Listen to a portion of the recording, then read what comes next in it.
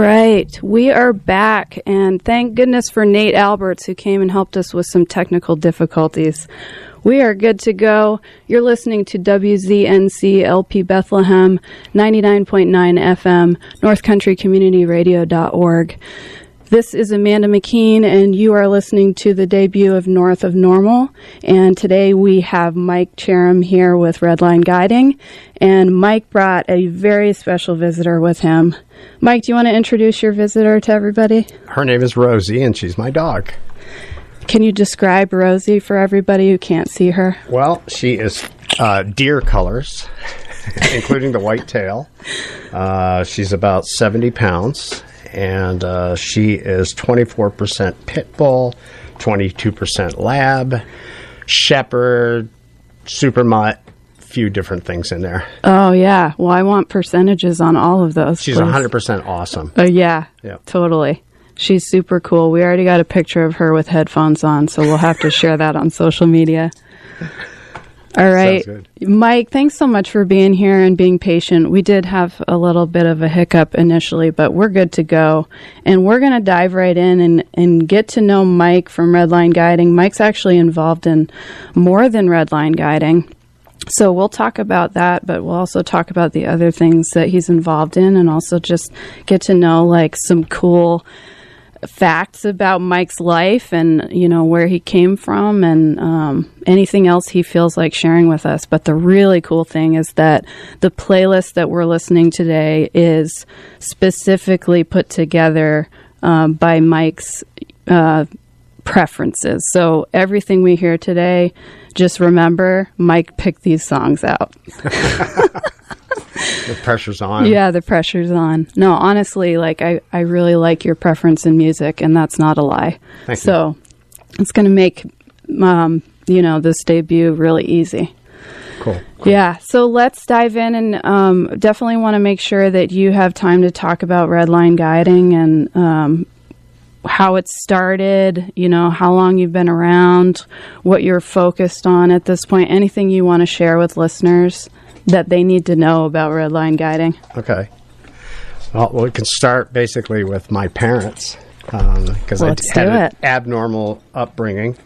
My father was in the Air Force, and any military brat out there knows what that means. It means moving a lot, not establishing lifelong friends. He did retire when I was in 8th grade, so I started a normal life at that point. Oh. But prior to that time, I hiked a lot. We were all over the world. I hiked in Japan. I did Mount Fuji. I hiked in the Japanese Alps. Wow. And every time we would be in the United States, we would come back to New Hampshire. This was what my parents considered home base, and we would go up to Mount Washington and hike Tuckerman Ravine. So I did that first time on my own 2 legs when I was 4 years old. Oh my goodness. And it's just, every couple of years thereafter, all the way up until when I was guiding on Mount Washington, which brought me up to like almost 100 ascents of the mountain. Wow. So, Since you were 4. Yeah, which is nothing. I mean, I just I just saw a news piece on Facebook about, I can't think of the guy's name, but he just climbed Rainier 600 times. So to do 100 Mount Washingtons is really kind of a small feat in the eyes of some. A big one in the eyes of others. That's right, exactly. Yes. So my mom was a bit of a nut about Mount Washington. She was one of these people that if you ask how many mountains in New Hampshire, she'd say 1. Even though you could see them all around Mount Washington, but for some reason she was just obsessed with it, specifically with the Tuckerman Ravine Trail. Remember one year we decided to do Lionhead, which was a departure from the norm. I also got to do a winter ascent. Yeah. And this, at the time when we did it, the radio station was in the, what used to be the weather building, which is now the shuttle office or the little gift store there. The building with the chains over the roof to keep it from blowing away. Yes. Yeah, that one. Okay. And we knocked on their door. I remember one of the standout memories was that the icicles on the guy wires and stuff were all going sideways. Oh, man. Because of the winds. Yeah. So they're not supposed to let people in, but it was WHOM, and they did let us into their studio. So this is the second time I've been in a radio studio. Wow. I feel honored that you have that to compare to. Yeah. Wow. So she was a bit obsessed. We couldn't do Mount Washington when we were in Italy or in Japan. So to kind of go with the flow, I joined the Air Force.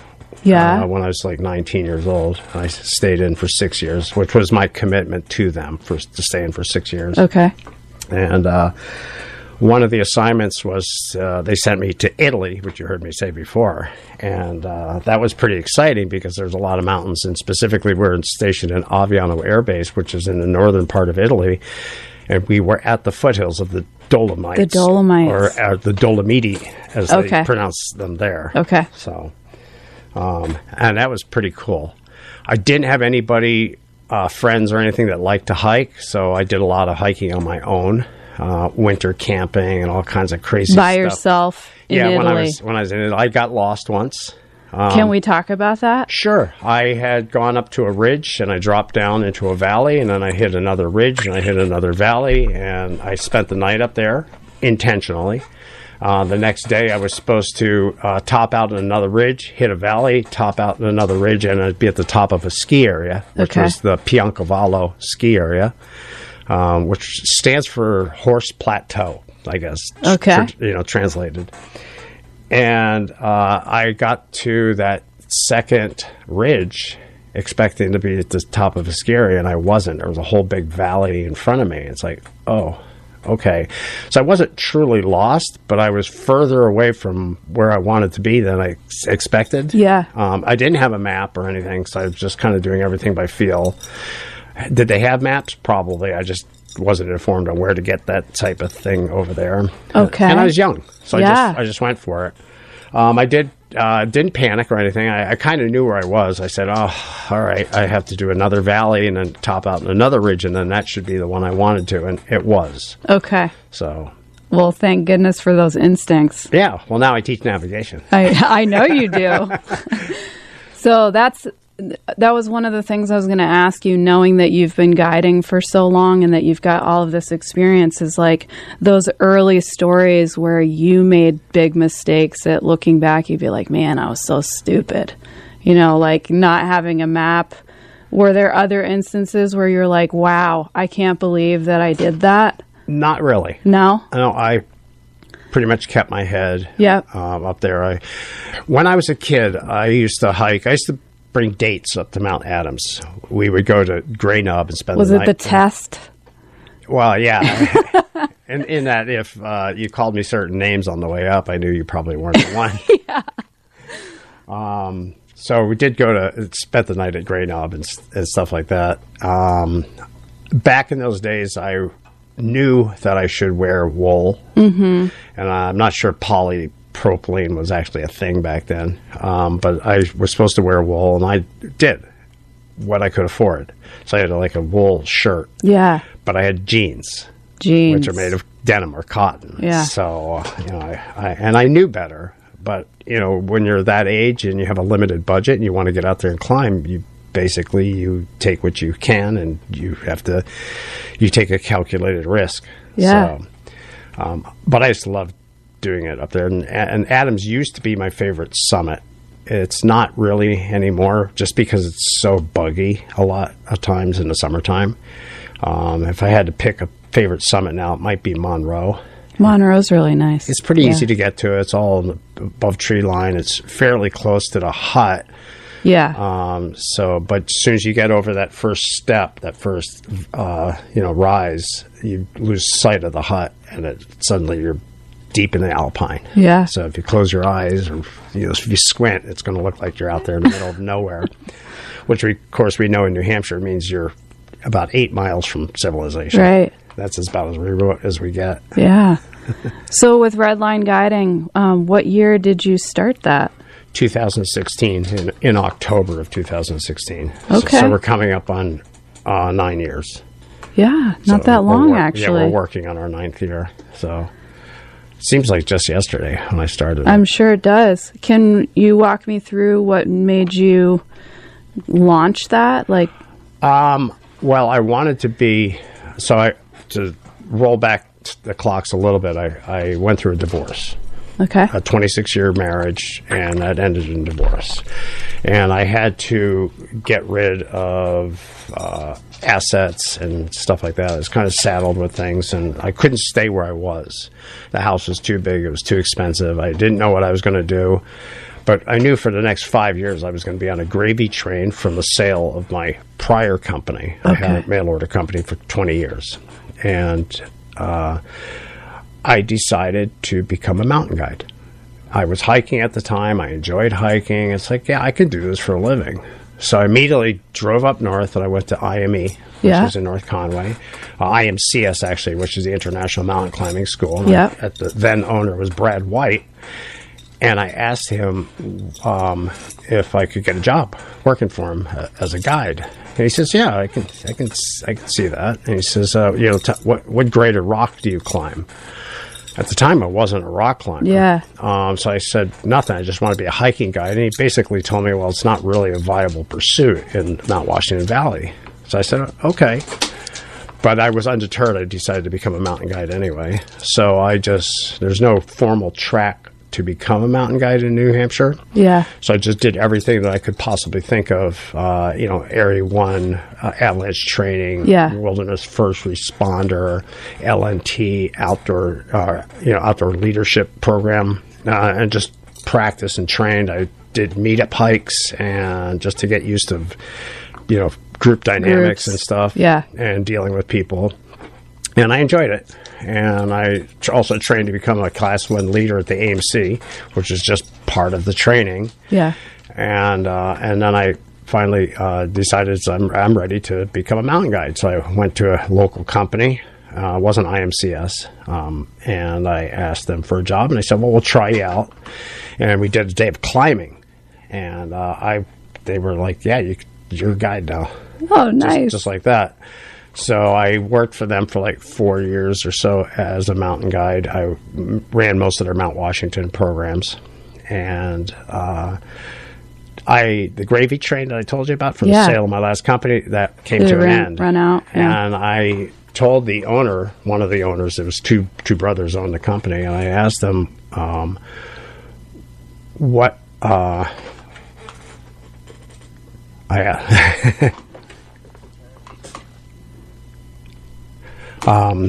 so I asked them, I told them I needed to make more money, basically, because I needed to pay for things on my own, and I wasn't on the gravy train anymore. And they told me, they said, "We can make you a social media manager." And I said, "Okay." I said, "What's that pay?" And they was like, $100 a week, but you get to stay here in the building. Yeah. It's like, I have a condo right down the street. Yeah. So that wasn't very appealing to me. I ended up... someone talked me into basically starting my own thing. It's not something I came up here wanting to do. I never had a goal of doing that. I liked having the freedom of have someone else run the company. Yeah.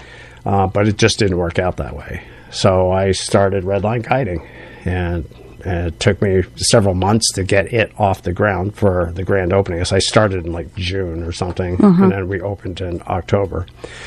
And just kind of, it was well received. We got a fair amount of business from hikers, and this is who we still serve today. We do climbing, we do ice climbing, we do rock, we do glacier skills, and a bunch of different things. But we still hike. Yeah. And that is what our focus is. And not just hiking, but hiking locally in the White Mountain National Forest and surrounding areas. Yeah, so. That's awesome. And actually, I was one of your guests a couple years ago. So, that was back before I even had met you. I hired you guys to go up Mount Washington in the winter. So I went up the bowl. I think I did Lobster Claw. Okay. I climbed right up the bowl. Yeah. Instead of Lion's Head. Yeah. So that was an interesting experience, but had a great guide with me, very knowledgeable and experienced, and it was a bluebird day, so it wasn't like, there's a lot of people that are like, oh, we want the weather to be horrible so that we can just, we get a lot of people on Lionhead itself, and oftentimes that's the summit of the day because of the high winds and extremely cold temperatures. But people are up there and they're just like, woo, and they're like, show me the blank, and I'm not going to say it.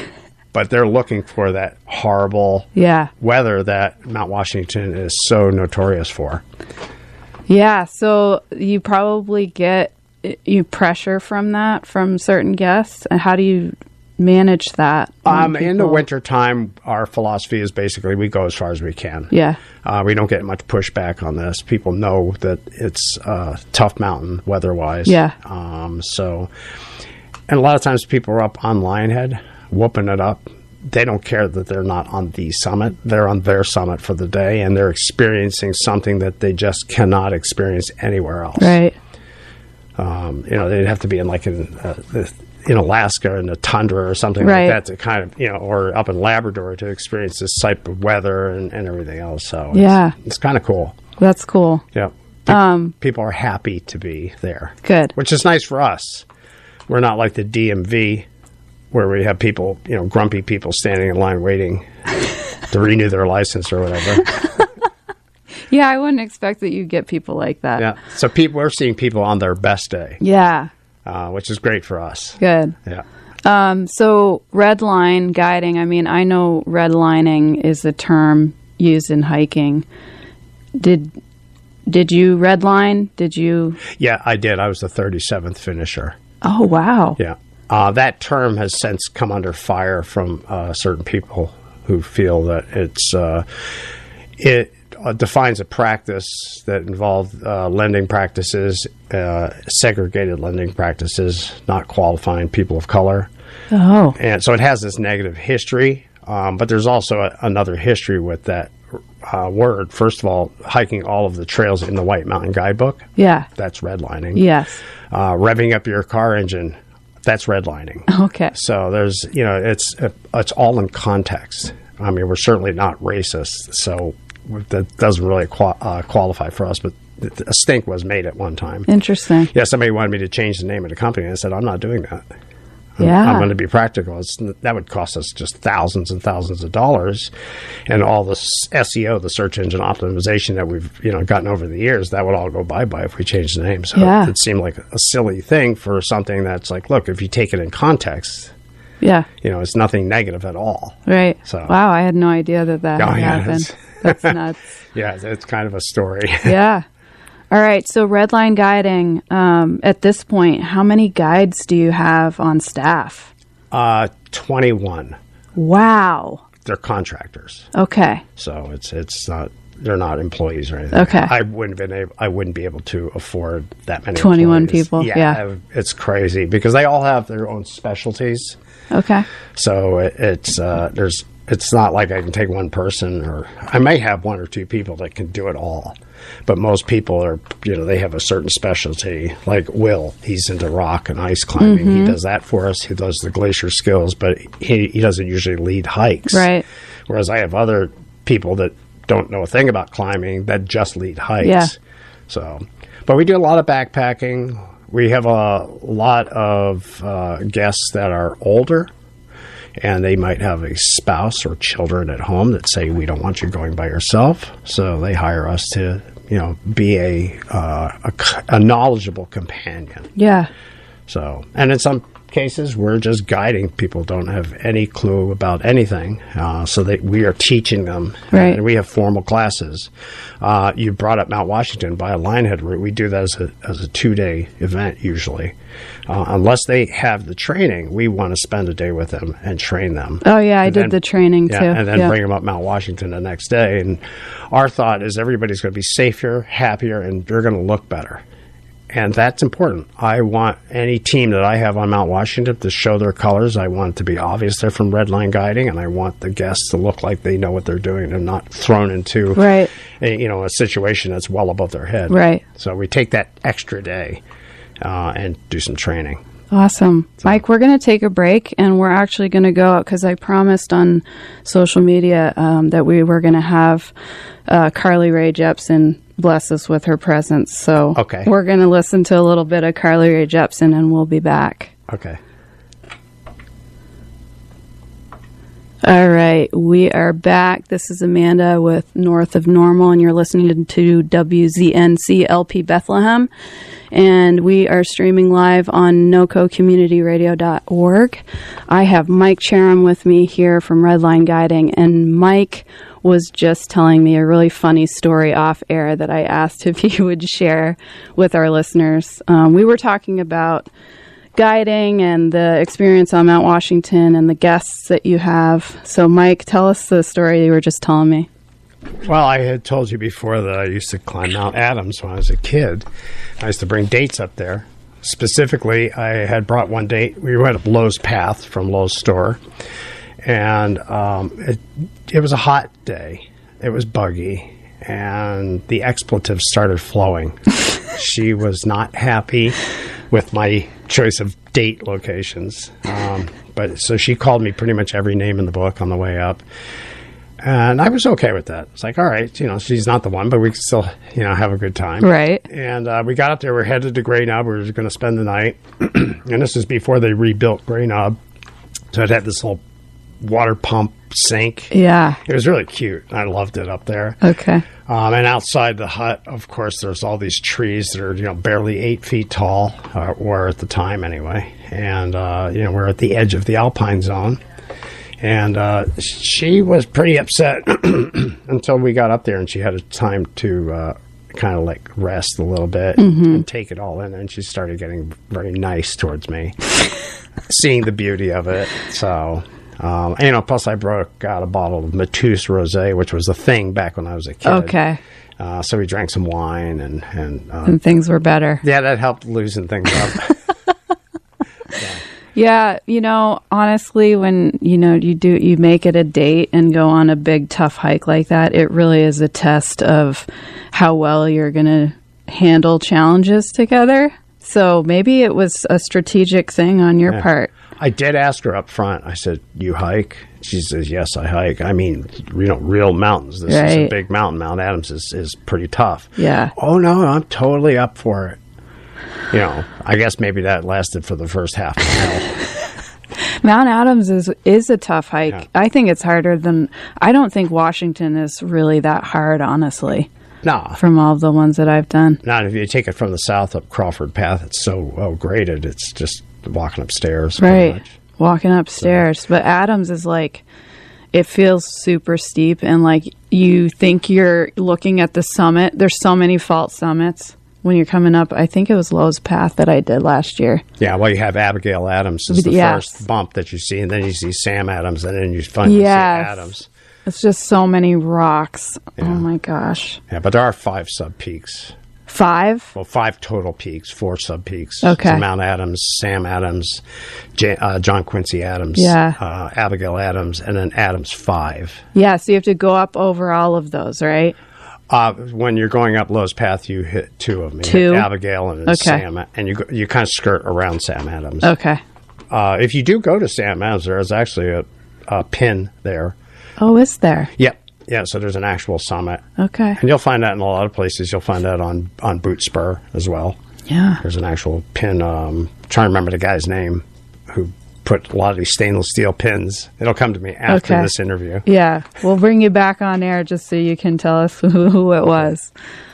All right. So we've talked a lot about the guiding. You're involved in a few other organizational initiatives. Which one do you want to talk about first? Well, there's 3. Okay. One is I volunteer with the Forest Service with the Saco District to maintain a trail, and I maintain the Mountain Pond Loop Trail. I used to do the upper half of Valleyway. Yeah. And I was some headbutting there with the AMC because they had the hut up there, Madison Spring Hut. So they would do trail work up there with the pro crew. But they didn't bother to tell me as the volunteer. So I remember going up one week, and I just climbed up to tree line, basically, investigated what needed to be done. I went down, gathered a group of people, like 10 people.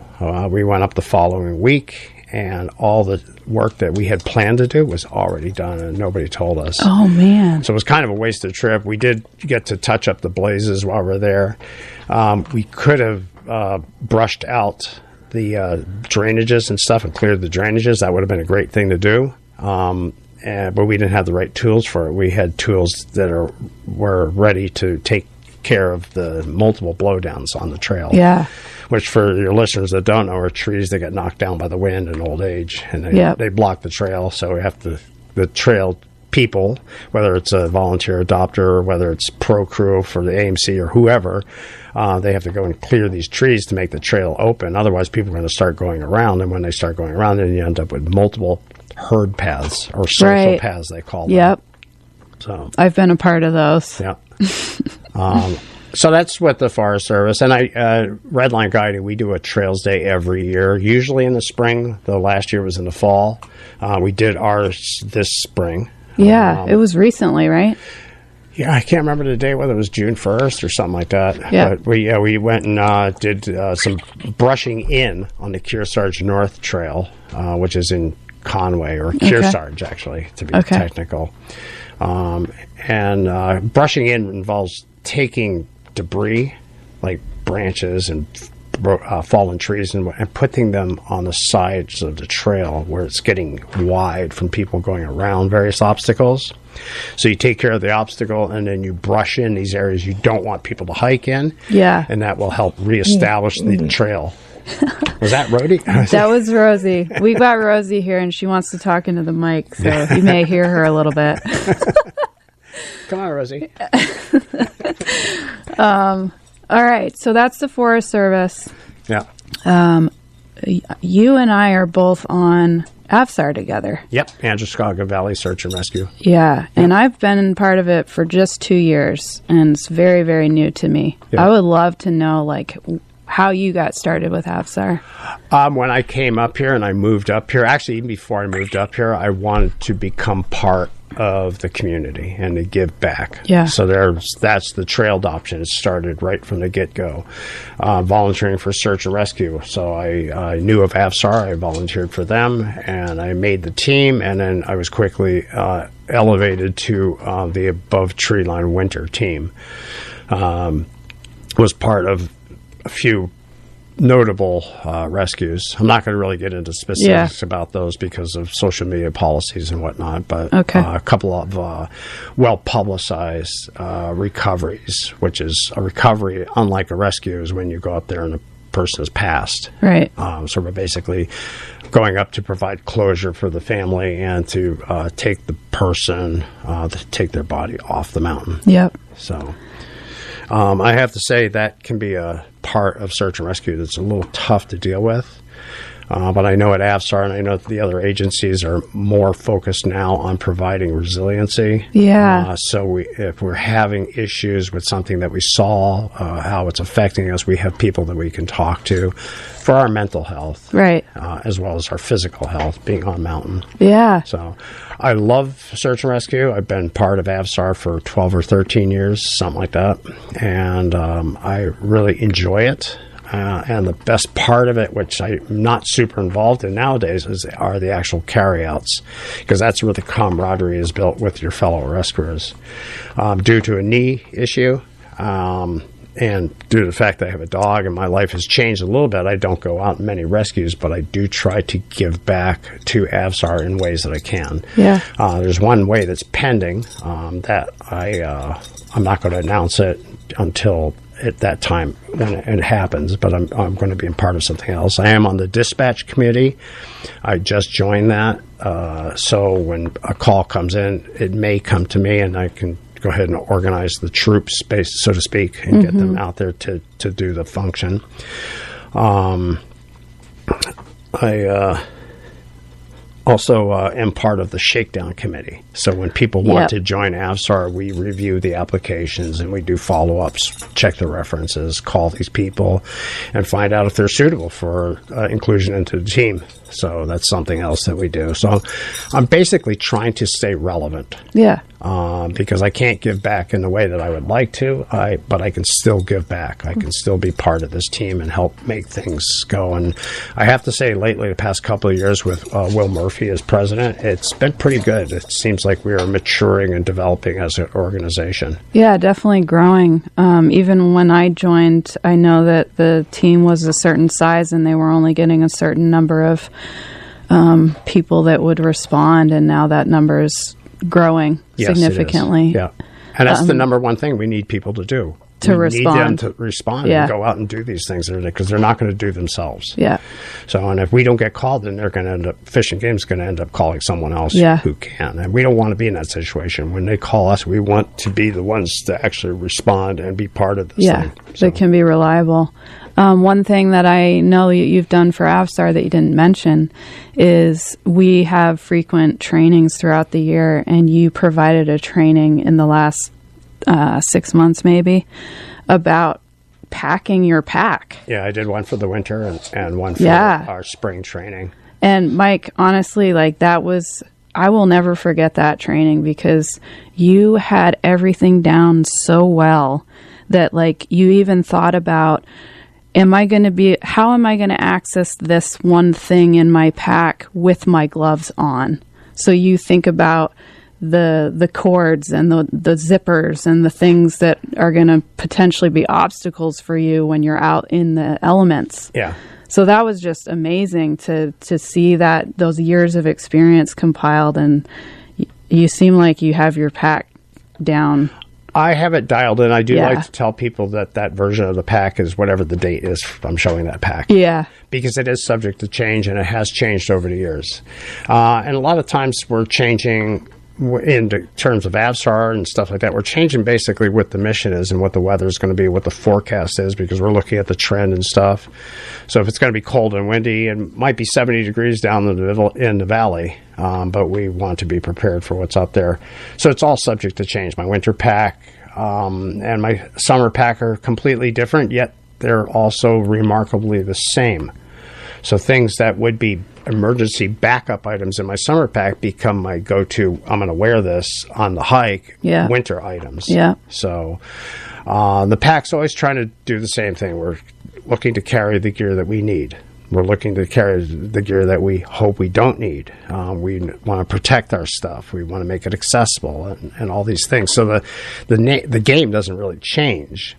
When we do search and rescue, we do have to carry more stuff, and we also have to carry a bigger pack to allow for, let's say, the patient has a pack. We might need to carry their pack because we're going to carry them. So somebody has to carry their pack. So we need room for, and some of the items that we bring on a rescue, we need to make sure there's room in our pack to carry them up to the patient. That's right. Yeah. Because most of the time, that's how we get there. There have been one where I did it turned out to be a recovery. But I got a helicopter ride up to Franconia Ridge. That's pretty sweet. From the Cannon parking lot to the summit of Lincoln took 5 minutes. Oh. And if you were going to say there are perks to search and rescue, getting to have that experience is definitely one of the perks. Did you have to actually jump out of the helicopter? I stepped out. Okay. They put the runner basically was like just touching the can. It was. And I just stepped right out. That's perfect. Yeah. It was really neat. Yeah. It was quite the experience. And then I got a little short video of the next helicopter, the next sortie, dropping off more people. Oh, that's pretty sweet, Mike. So we were going basically from Lincoln, and we were searching towards Lafayette, and the crew behind us, they were searching from Lincoln, and they were heading south. So, and there were other crews on the mountain that day. Yeah. So. All right, we're going to take another music break, and we'll come back and keep talking about search and rescue. All right, you are back listening to WZNCLP Bethlehem, North Country Community Radio, 99.9 FM, streaming online at nococommunityradio.org. This is Amanda McKeen, and the debut of North of Normal, and we have Mike Cherim here with Redline Guiding. And Mike and I have been talking a little bit about search and rescue, and the process of getting on the team involves a shakedown hike. And Mike has a story about his own shakedown hike to share with us. Mike? So most of the shakedown hikes for the Winter Above Treeline team even involve basically going on a hike, maybe into the bowl of Tuckerman Ravine, talking about, locating the first aid caches that are out there and whatnot. And just, kind of assessing the personality of the people that are applying for the team. And I remember my shakedown hike for the Winter Above Treeline team was kind of an epic because, first of all, I got to ask for what I wanted. So instead of doing a hike, I wanted to do a climb, specifically an ice climb, which ended up being what is known as a mixed climb because of the lack of ice. We did ice on the right side. We were rock climbing on the left side using our ice tools and stuff like that. Okay. I was with Mike Pelchat and Jeff Wilson, two of the senior members on the team. In fact, Mike's one of the founding members of the team. And we went up Lincoln's Throat. Where is that? It's between Lincoln, and it's just after the summit of Lincoln, just north of the summit of Lincoln. Okay. It's just kind of you start off on the trail, and then where the trail bends, swings to the north dramatically, you just basically keep going straight and you end up into the gully.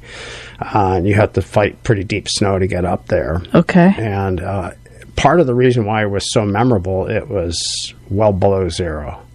And it was a windy day.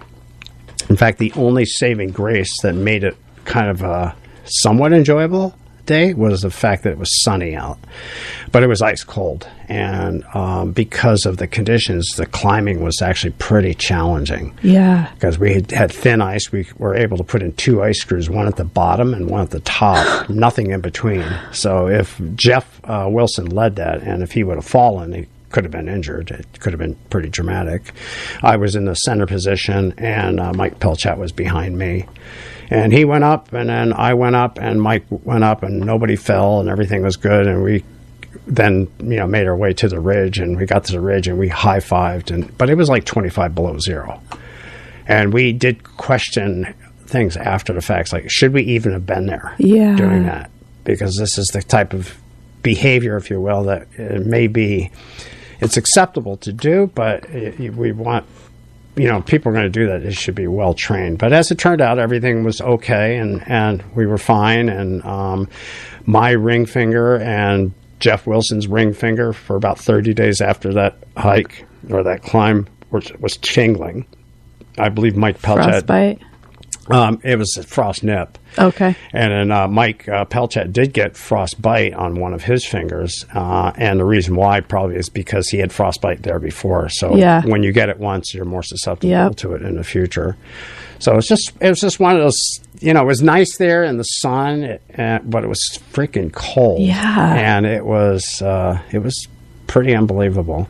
That's gnarly. But I asked him when we got to, when we're all done, so how did I do? You're on the team. So that simple. Yeah, you had to risk your life. Yeah, but I didn't want to do the regular hike. I wanted to do something because to me it was an opportunity. I was ice climbing back then. I was rock climbing, and I don't really rock climb anymore because of the tight shoes. I don't like them. Oh, yeah. I still do ice climb, but I tend to be a fair weather ice climber, so I'll go out recreationally. Yeah. I won't lead it or guide it because I don't feel I'm qualified enough to do that. But I'll go out and we'll do some top roping on a sunny day when it's about 30 degrees. It's like, yeah, I like this. This is fun. Yeah. 15 below zero, freezing out there. And it's type 2 fun at that case, which for your listeners, that's fun that doesn't feel like it's fun. It's not fun. So well after the fact, and you look back and say, oh, that was quite the day. Yes. An epic. Yes. Can we talk about the screaming barfies? Sure. Do you get those? What is it like? I have experienced it a little bit. So basically, when you are climbing, your hands are over your head, and a lot of people, especially if they're new to ice climbing, tend to over grip their ice tools. Okay. So they have this death grip on these things, and their arms are up over their head, and guess what happens to the blood? It all goes, collects in your core, basically. Yeah. And then when you're done with this thing, you finally drop your hands, and that warm blood goes into your ice cold fingers, and it can hurt. And I have experienced that where it's like, oh, yeah, this is pretty uncomfortable. But as the name implies, it can affect people massively. Yeah. To the point that they want to scream or do scream. And the barfies part, they throw up. It can be that painful for people. So, hey, that's part of the type 2 fun, right? I don't know. It's never been part of mine. But is there a way to avoid that? Like, can you just keep dropping your hands? You do drop your hands a lot. So you hang from one tool and drop your hands and try to get some of that blood flow back in. And don't overgrip your tools. Yeah. Treat them gently. You know, if you need to hold on to them, you need to hold on to them. But you don't have to, like, give them a death grip to stay attached to those tools. Oh, I could totally imagine myself just doing that because I'd be so afraid, and you know, it comes through, and that fear just makes you. Yeah. And another way to avoid it is basically to stay off really long routes where you're going to be on a vertical, you know, the water ice, the WI ratings that they do for ice are one of the things that they consider is how long the route is, how vertical it is, and how many rest areas there are, because there's bulges where you can just like kind of relax and just stand there, drop both your arms to the sides and actually balance right there. But, you know, the harder routes don't have that. So it kind of, you know, I think that the people that are really advanced ice climbers don't really deal with the screamer barfies, just for the fact that they've learned over the years how to deal with them and how to avoid that situation. Yeah. What routes would you suggest for somebody that's new to ice climbing? Well, you know, they could go to the north end and be on top rope. The north end? North end of Cathedral Ledge. Oh, okay. Yeah, that's a lot of ice climbing goes on there, and there's also ice climbing in Franconia Notch, Frankenstein, and whatnot. The standard routes. Oh, yeah. So there's, you know, short ice waterfall. There's a WI5 I used to climb over in Champney Falls, and we considered it a WI5 because it was kind of it was inverted. It was very narrow at the base, so when you're climbing it, you were more than vertical. You were laying back and having to deal with that. No. So it could be a little disconcerting. Yeah. Especially when you get to the top of something like that. If you want to clear the bulge, you have to, you know, reach pretty far. But if you overreach, then you can't see where your feet are kicking in, and it makes it challenging. So there's like a fine balance there. That sounds really uncomfortable and scary. Yeah. Well, if you're on a top rope, if you have trust in the equipment and you have trust in your belayer, there's really not much fear that you really have to deal with. I mean, it's easy to overcome just by reminding yourself, it's like, you know, I'm on a rope. This rope can hold a car. Unless I put on weight over the holidays, which I have. You're not going to break the rope. You know what I mean? So it's a matter of your belayer just staying aware of what's going on and making sure that you're on a safe belay. Yeah. So that way, you know, and a lot of times people will go on top rope so they can climb above their grade safely. In other words, they could kind of like say, I'm going to do a WI5 today. I've only done WI4, which is a little bit less. And WI5 might be a challenge for this person. So you do it on a top rope, then the fear goes away. It's a little bit more forgiving if you do fall. You're just going to like weight the rope, and then your belayer will ask you, do you want me to lower you, or are you going to go try again? Yeah. You know, in which case, if you're really hardcore, you're going to say, I'm going to master this thing. So you stick it to the ice and you keep going. You know what I mean? So. I don't know what you mean, but I hear you. Awesome. Well, Mike, one thing that we haven't talked about yet is your involvement in the New Hampshire Outdoor Council. Yeah. And that's something new, right? Yes. I was approached a few months ago asking if I wanted to join the board. And for those who don't know, the New Hampshire Outdoor Council kind of like oversees all the funding for search and rescue and stuff like that. And they help organize the search and rescue efforts in New Hampshire along with the Fish and Game. And it's a rather important organization. And when they asked me if I wanted to be on the board, I was just like, absolutely. I was ecstatic because this is, again, it's a way for me to give back. Because the last thing I want to do is be guilt tripping out there for not going on a call, on a carry out. So, like I said, I'm trying to stay relevant. So this is just another way where I can contribute. And I think they have something special for me to do. The last meeting, I had the jet like 10 minutes early. Oh, okay. So I'm a JP, so I was doing a wedding on Cannon Mountain. So I had to do that, so I had to leave. But I think they were going to ask me, there's a particular function. I don't want to say what it is, but there's a particular function that they are going to want me to oversee. I think I've been warned that they're going to be asking me to volunteer. Well, now we all have a teaser, and we're all going to be waiting to see what happens. I don't know how we'll find out for our next episode. Yeah. You just mentioned you're a JP, and initially, when you said that earlier today, I was like, what is that? Justice of the Peace, State of New Hampshire. Yeah. I can, like a notary, I can sign documents, and I also, one of the main functions of a Justice of the Peace is to officiate weddings. It's typical civil weddings versus religious, though I can do religious weddings as well. Okay. And my specialty is to marry people on mountains. Okay. And I've had some good ones. I've done a wedding on South Twin. I've done a wedding on Bond Cliff. Nice. And for those who want to, do a little digging, go into our YouTube account for Redline Guiding and find the Bond Cliff wedding. They paid me to do it. It's on your channel? Yeah, they paid me to do about a 20-minute video. Okay. And it came out nice. I like the video. I like the music. I liked the whole vibe of the day. Yeah. It was in the fall, and it just happened to be peak foliage. And, nice. And the winds were light, which was good because one of the biggest challenges with video recording is audio. Yeah. So that means that I had my mic and everything, and I wasn't going to be suffering from wind noise all the time. Right. So, but it was a cute wedding, and the groom was like, they weren't doing this to climb Bond Cliff. They had already bagged it. I had already bagged it. I'd done it in winter, so there was no reason for us to not ride our bicycles down Lincoln Woods Trail to the Wilderness Line. Yes. You can't use them after the Wilderness Line because it's a mechanical advantage, and it's just against the rules, so we did lock the bikes in the woods. But about 3 miles or so. 3 miles counts. It's just so flat and boring. Yeah, it is. So, and you don't realize how much of a hill there is there because you say flat, and this is how it appears. It seems like it's totally flat, but when you're riding a bike in there, you are pedaling the whole way.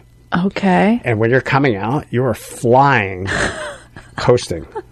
And it's like, wow, there's a real angle. I wouldn't have known that. And the river kind of indicates there's a river. It's going in a particular direction. It must be going downhill, but it's so flat and straight, you don't really notice when you're on it walking. But when you're on a bike or on skis, big difference. Yeah, interesting. I look forward to riding my bike on that someday. Yeah. Yeah. Stashing your bikes, were you worried that somebody was going to take them? I locked mine. You did? Yeah. Yeah. But not really, though I did have a situation when one day I did Willie Field and Tom. Yeah. And I had stashed the bike out behind the depot. And I had also done Willard that day. Yeah. I was on a roll. And I finally got to my bike, and somebody had messed with the gears.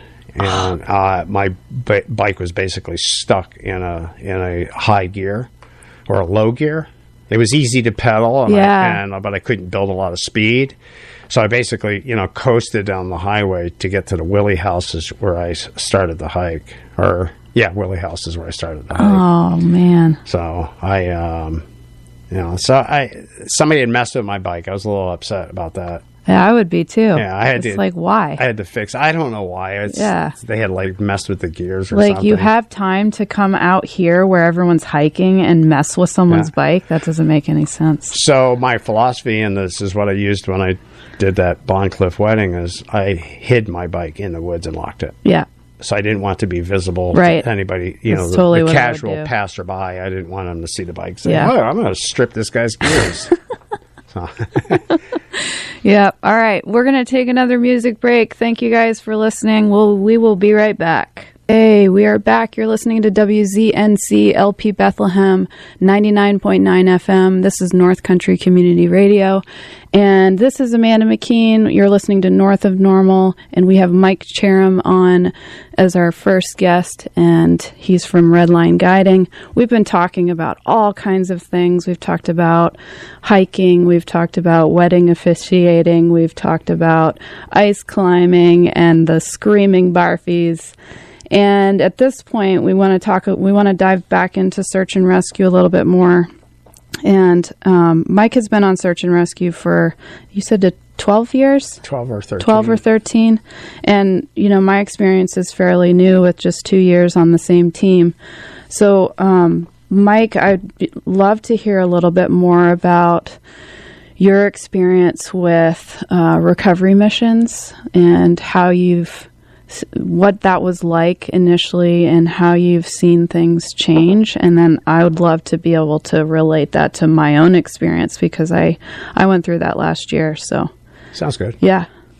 So one mission that we did was in February of 2015, and we weren't told it was a recovery mission. We were told it was a rescue. But the conditions, the weather conditions were so horrible, people weren't leaving their homes to go to the grocery store. It was that bad. So we had in the back of our mind, we knew this was probably going to be a recovery mission, which for those who don't know means a person is deceased and we're going in to find their body and bring them off the mountain. So there's closure for the family. In one mission that we did, I was in a situation, I was just south of what's known as the parapet, which is a rocky formation between Madison and Adams. And we knew that our patient, or the person, the victim in this case, was going to be somewhere in that area. And we had searched around for a while. We didn't have any luck, but we had a good ping, if you will. So I went back into the area, we did a little bit more searching, and now I was south of the parapet. I was on top of a rocky formation, and I saw a person. I saw a person laying down, and I thought it was one of our rescuers. The person was wearing a silver puffy jacket, and I said, "Oh, so and so fell." But then I realized this person wasn't getting up, and I knew at that point this was the person that we were looking for. So it took me, I pointed it out, it took me a little while to get down to this person because just the rocky formation I was on was dangerous. In fact, it would be possible that the person fell off of the rocks that I was on. But I finally made it down there, and I was taking pictures that day. That was one of my roles, to take pictures for the fishing game. And I had to get a picture of the person's face.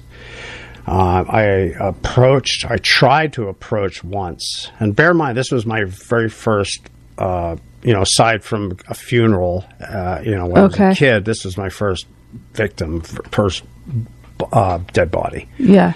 And I went to approach the person, and I just couldn't. I mean, I remember letting out something audible, like a sigh or something like that, and I spun around and I walked away. Okay. And then I circled back and I did it again. And it's like, after the second time, it's like, all right, come on, Mike, get it together. You're a professional. So I circled around, I came back, and then I finally dropped on my knees, took the picture that I need. I asked, the two people had made it to her by that time, and I asked them if they had move the patient's arm.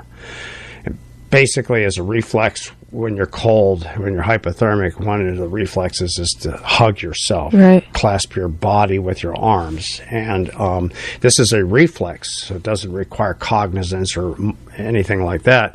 And if you move the person's arm away from their body, if they're alive, it will slowly come back into that hugging position. Okay. So I'd asked if they'd done that, and at first it went on. I was met with confused looks, and then I asked again. I kind of pantomimed what I wanted, what I was trying to get across. One person understood, and they yelled. And I was right in front of them, but because of the winds were up there, actually off the hook. They yelled. They said full rigor, and I knew it's like, okay, this person is deceased. Yeah.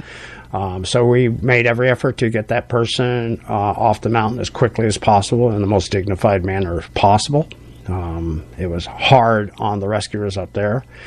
We didn't have anything in place at the time in terms of social media, in terms of resiliency, ways to help ourselves. We did recognize, the group of rescuers, we did recognize amongst ourselves, we should probably talk about this. Yeah. And we did. We had like a powwow and kind of like a debrief. Yeah, like a debrief, and we put it to bed, and it was time to move on. I mean, we were doing something which was incredibly important. While we didn't save a life, we did provide closure. Yeah. And that particular case went national. There was it was sad. It was very sad. It was hard, being that was my first situation. And I've been in a few more since then where it's body recovery.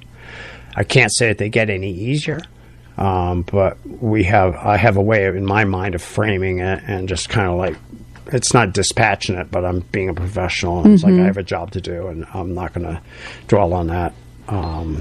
But there are resources now for us that we can talk to a professional counselor and whatnot if we're having issues with what happened.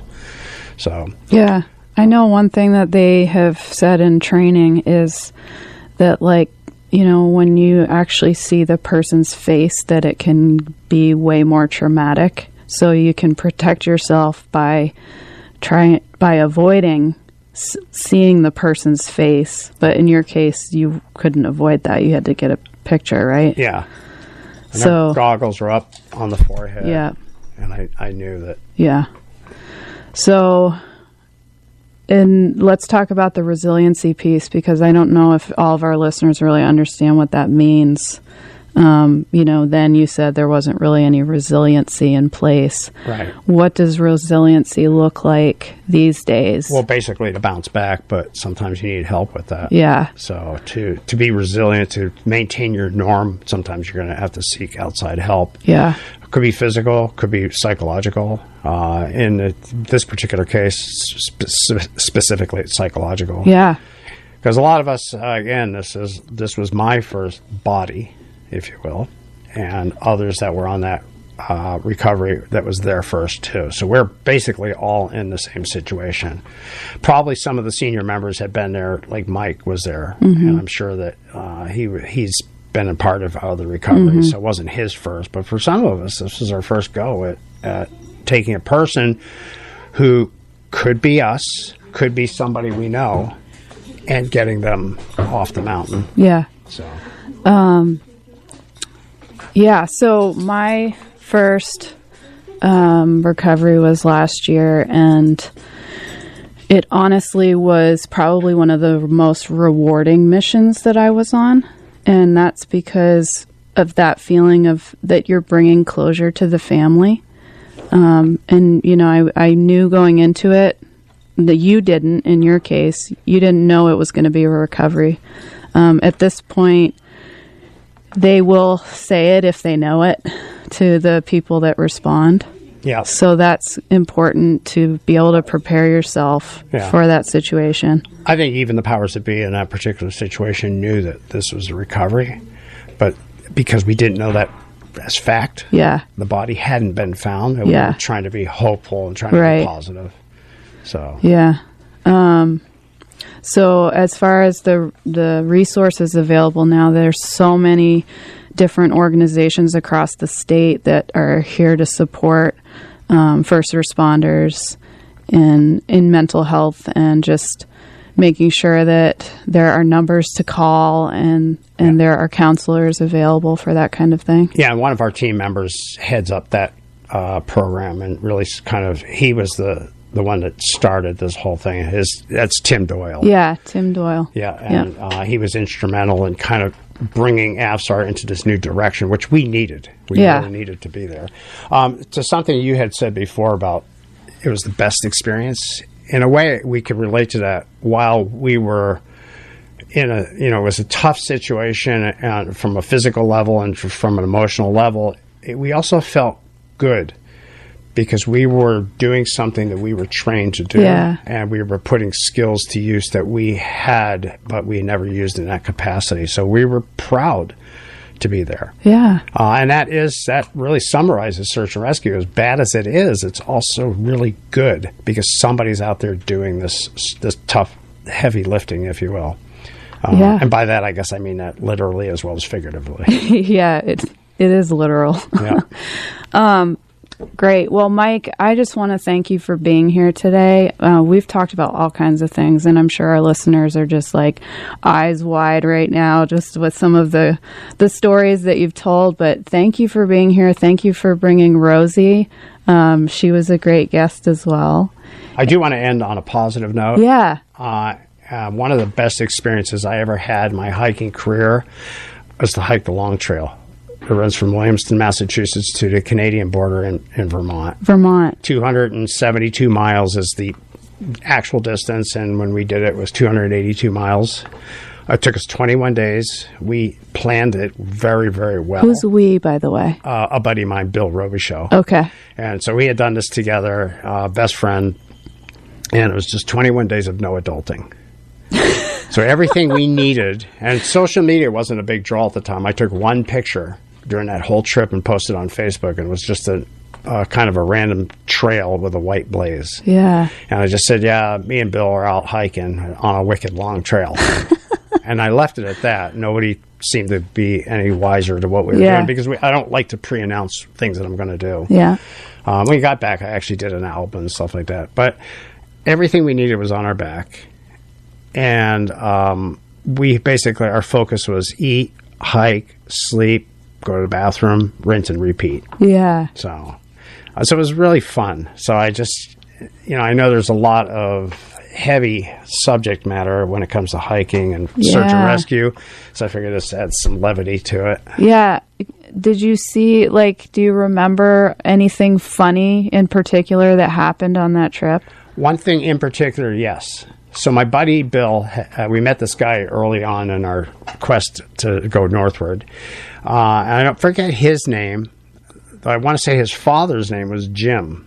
Okay. And I forget what he called him, but it was some Star Wars reference or some Star Trek reference. And the guy didn't like the name.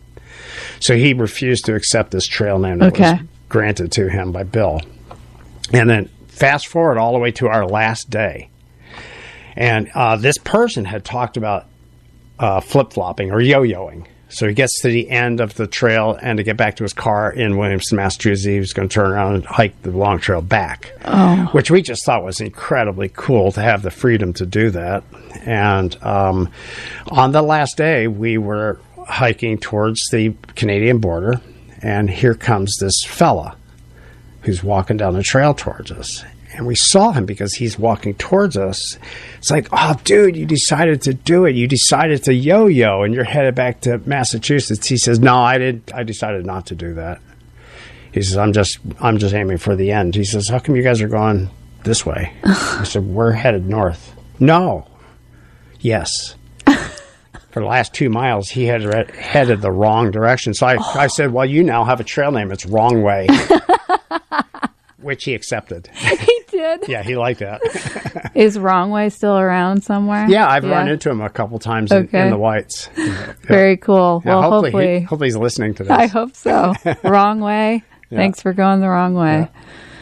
All right, Mike, thanks for being here. It was very special to have you as our first guest. I'm absolutely honored, Amanda. Oh, good. And then I just want to say next week, we actually have somebody on that you know, Paul Cormier. Yeah. Do you want to give a little intro about Paul, and then we'll... He's one of the founding members of AVSAR. Yeah. I have a massive amount of appreciation for him and the person that he is. So I really like Paul. Good. Really cool guy. So, I'm so excited. Sure you're going to be enthralled by some of his stories. Yeah. Yeah, and you can bring Rosie back anytime, by the way. Okay, cool. All right. You don't want me, but you want her. Nope, just Rosie. All right. We're going to go back to Mike Cherim's playlist for the rest of this hour, and then we've got, we've got Moccasin Tracks starting at noon. Thanks, guys.